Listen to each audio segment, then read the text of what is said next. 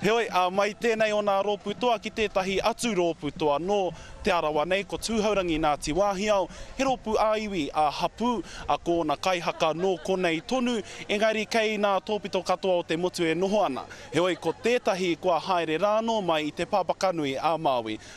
Anei nā kōrero.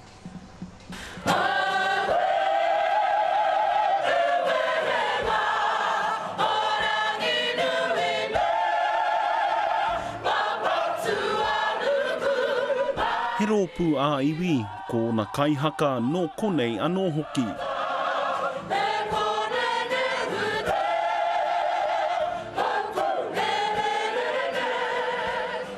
Te nuinga ka noho ki roto rua tonu, he oi tērā ētahi ka haere mai i tawhiti, tētahi mai te pāpakanui a Māui tonu. I'm currently living in a little mining town. Cobar it's called, and it's about 10 hours inland from Sydney, so central west New South Wales. Ko tā Nathan Farton i arani whakata he haere maruna pahi mo te toru haora mai Cobar ki Tabau.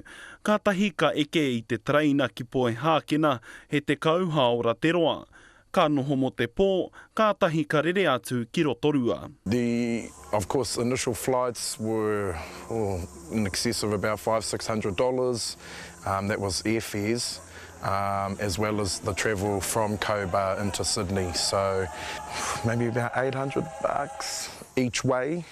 I o tipea i aia te whakapau i te whāmano tāra mo te hoki mai ki ngā whakaharatau o tūhaurangi Ngāti Wāhiao. He oi hei tāna i te mea ko rātau te mana whakahaere i tēnei tau, koira i nā kau nui ki te whakapau pūtea ki te hoki mai.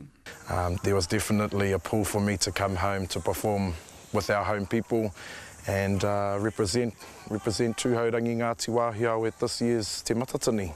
E hara i te mea ko i anake kua hoki mai ki tōna ukaipo, enari kōna mātua anō, kua hunuku mai i te tai tokerau mo te whakataetai nei. It's definitely a family affair, all of us being involved within the team, myself and my sister performing. My dad gets in there and helps in the kitchen for the lunch, and mum as well, who helps Auntie Whāriki and some of the other nannies and aunties in the costume arena or department. Ka rea noa Farton ki a tū ki te atamira whakataetai mai anō i te tau 2000 maiwa. Nō reira kei te hikaka katoa te wairua. I think I just want to send all of my love out to the whānau here.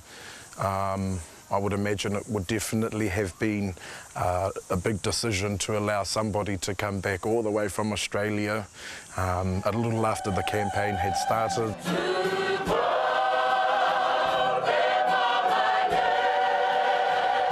Hei te atawa a pōpō ka tua Nathan Farton me te rōpū o Tūhaurangi Ngāti Wāhiao ki te atamira o tātā whāinga.